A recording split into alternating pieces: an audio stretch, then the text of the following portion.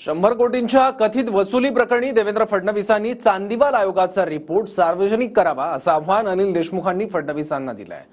चांदीवाल आयोग नेमका काय आणि त्यावरून आव्हानं का दिली जात आहेत पाहूयात। जस्टिस चांदीवालच्या कोर्टाचा रोजनामा आहे, पण आता देवेंद्र फडणवीस यांच्या सांगण्यानुसार परत सचिन वजे माझ्यावर आरोप करतायत। त्यामुळे देवेंद्र फडणवीस यांनी माझ्याबद्दल झालेल्या चौकशीचा अहवाल लवकरात लवकर जनतेसमोर आणावा। चांदीवाल अहवाल हा महाविकास आघाडीच्या काळामध्ये सबमिट झाला होता। महाविकास आघाडीने त्याच्यावर का कारवाई केली नाही, तो त्यांनी का जाहीर केला नाही?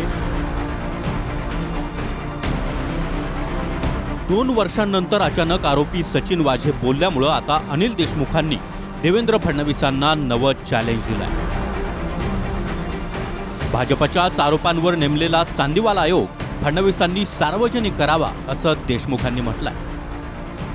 परमबीर सिंहांनंतर भाजपनेही अनिल देशमुखांवर 100 कोटी वसुलीचे आरोप केले होते।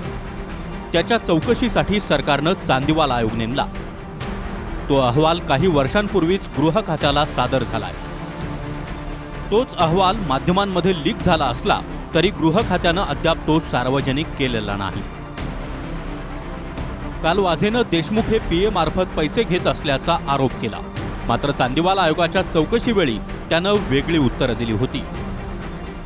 वाझेला प्रश्न करण्यात आला की गृह विभागाकडून तुम्हाला पैसे मागितले जायचे का? त्यावर वाझेनं नाही असं उत्तर दिलं। प्रश्न क्रमांक 2, अनिल देशमुखांना तुम्हाला कधी पैसे द्यावे लागले का? वाझेचं उत्तर कधीही नाही। प्रश्न क्रमांक 3, तुम्ही कधी देशमुखांना किंवा कार्यालयातल्या माणसांना पैसे दिले आहेत का? वाझेचं उत्तर नाही। प्रश्न क्रमांक 4, अनिल देशमुखांच्या वतीनं किंवा कुंदन शिंदेंच्या अर्थात देशमुखांच्या पीएच्या निरोपावरून कधी तुम्ही पैसे दिले आहेत का? वाझेचं उत्तर कधीही दिले नाहीत। 100 कोटीच्या वसुलीचा आरोप करणाऱ्या परमबीर सिंहांना प्रश्न विचारण्यात आला की अनिल देशमुखांनी बार आणि रेस्टॉरंट करून महिन्याला 100 कोटी वसुलीचं टार्गेट दिलं होतं, याचे पुरावे द्याल का? परमबीर सिंहांनी उत्तर दिलं की मी तो आरोप ऐकीव माहितीवर केला, माझ्याकडे याबद्दल कोणताही पुरावा किंवा कागदपत्र नाही। सारे प्रूफ है, उधर पैसे उनके पीए के थ्रू दिए जाते थे और सीबीआई के पास भी प्रूफ है और मैंने भी अभी फडणवीस साहब को एक लेटर लिखा हुआ है। सुनवाई में उनके खिलाफ गया है, सारा उनके खिलाफ गया है। मैंने सारे तेव्हा सचिन वजेने जस्टिस चांदीवाल यांच्या कोर्टामध्ये स्टेटमेंट दिलं, बयान दिलं आणि सांगितलं की अनिल देशमुख किंवा त्यांच्या कोणत्याही पीएने मला कधी पैसे मागितले नाही। हे जस्टिस चांदीवालच्या कोर्टाचा रोजनामा आहे, पण आता देवेंद्र फडणवीस यांच्या सांगण्यानुसार परत सचिन वजे माझ्यावर आरोप करतायत। त्यामुळे देवेंद्र फडणवीस यांनी माझ्या चौकशीचा, मी स्वतः मागणी करतोय की माझ्याबद्दल झालेल्या चौकशीचा अहवाल लवकरात लवकर जनतेसमोर आणावा। जसं वाजेंनी म्हटलं मी नार्को टेस्ट करायला तयार आहे, तसं अनिल देशमुखाकडून अपेक्षा होती। तर अनिल देशमुखजी जर हे सारं खोटं असेल, तुम्ही त्या ठिकाणी चौकशीला समोर जा। कशाला आरोप प्रत्यारोपात जाताय? आरोप प्रत्यारोपामध्ये महाराष्ट्राची जनता ही माफ करत नाही। त्यामुळं भ्रष्टाचाराच्या आरोपावर मात्र तातडीनं आपण त्या प्रकरणाची चौकशी मागितली पाहिजे। पुढे याच प्रकरणासह इतर 2 खटल्यामधील आरोपी सचिन वाझे माफीचा साक्षीदार बनला, मात्र त्याची गुन्हेगारी पार्श्वभूमी असल्यामुळे त्याच्यावर विश्वास ठेवता येणार नसल्याचं सांगत हायकोर्टानं अनिल देशमुखांना जामीन दिला। हा सारा वाद काल परवा सचिन वाझेनं फडणवीसांना लिहिलेल्या पत्रावरून नव्यानं सुरू झालाय। 2 वर्षांपासून तुरुंगात असलेल्या वाझेला काल पोलीस रुग्णालयातून कोठडीत नेत असताना ANI या वृत्तसंस्थेनं गाठलं। त्यावेळी वाझेनं पहिल्यांदाच 2 वर्षांनी यावर भाष्य करत देशमुखांवर आरोप केलाय।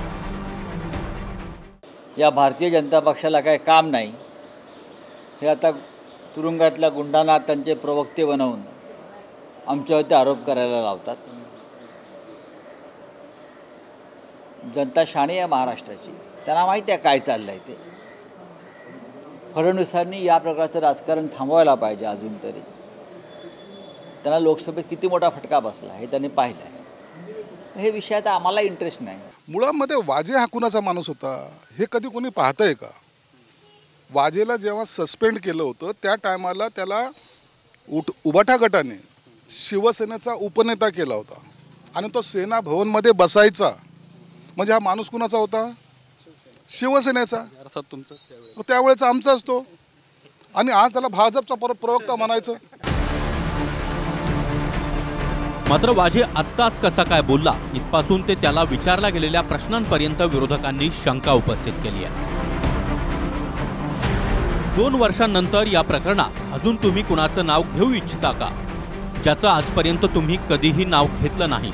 चक्क असा प्रश्न वाझेला विचारला गेला. आश्चर्य म्हणजे यावर वाझेनं जयंत पाटलांचं नाव घेतलं. और किसी का नाम आप बता सकते हैं? और किसका नाम? गाड़ी में और किसी का नाम आप बता सकते हैं? और किसका नाम? गाड़ी में हाँ, और किसी का नाम बता सकते हैं? किसका नाम? गाड़ी में मैंने एक लेटर लिखा है जिसमें जयंत पाटिल साहब का नाम लिखा हुआ है. ANIचा पत्रकार खोदून विचारतो आणि मग त्याच्यावर ते उत्तर देतात. तुरुंगात असणाऱ्या माणसाच्या मुलाखती महाराष्ट्रात होत आहेत आणि ज्यांच्यावर 2-2 खुनाचे आरोप आहेत अशा व्यक्ती मुलाखती देतात. वाझेला रुग्णालयातून बाहेर नेताना या ठिकाणी एक गाडी पार्क झालेली दिसतेय. मात्र पोलिसांनी रुग्णालयाच्या दाराजवळ गाडी न आणता वाझेला इतका वेळ पायी चालवत का नेलं यावरून देखील विविध चर्चा रंगतात. जर देशमुखांवरचे आरोप खरे आहेत तर चौकशी करून चांदीवाल समितीनं दिलेला अहवाल समोर का आला नाही? गृह खातं तो अहवाल सार्वजनिक करेल का हे पाहणं महत्त्वाचं असेल. आणि आपल्याला माहित आहे की कशा पद्धतीने माझ्यावर पहिला प्रयोग झाल्यानंतर तो यशस्वी झाला नाही म्हणून दुसरा प्रयोग एकनाथ शिंदेंवर केला, तो यशस्वी झाला. तिसरा प्रयोग अजितदादांवर केला, तो यशस्वी झाला. ऐसा है अभी बात निकलेगी तो दूर तक जाएगी. चोरों का झटका धीरे से सब आपके सामने धीरे धीरे आएगा. योग्य वेळेस सगळं पाहिजे. अरे धमकी बिमकी मी घाबरत नाही. चांदीवाल अहवाल हा महाविकास आघाडीच्या काळामध्ये सबमिट झाला होता. महाविकास आघाडीने त्याच्यावर का कारवाई केली नाही, तो त्यांनी का जाहीर केला नाही, याचं उत्तर दिलं गेलं पाहिजे. त्यामुळे मला असं वाटतं की अशा प्रकारचे कपोलकल्पित ज्या गोष्टी ते बोलून राहिले आहेत याच्यामध्ये काही अर्थ नाही आहे.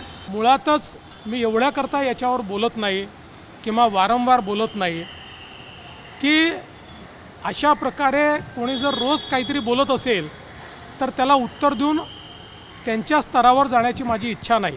पण चांदीवाल कमिशनचा रिपोर्ट जगात सगळ्यात खरा आणि वाझे सगळ्यात जगात सगळे खोटारडे असं जसं चांदीवालने म्हटलं तसं वाझे म्हणतात की मागितले. कुठल्याही अशा गोष्टींना आरोप प्रत्यारोपाला एंड हा संबंधित लोकांनीच निर्माण करतात की अरे बा बस हो आता जे काही बोलायचं ते झालं. सुनील ढगेसह कृष्णा सोनारवाडकर, TV9 मराठी, मुंबई.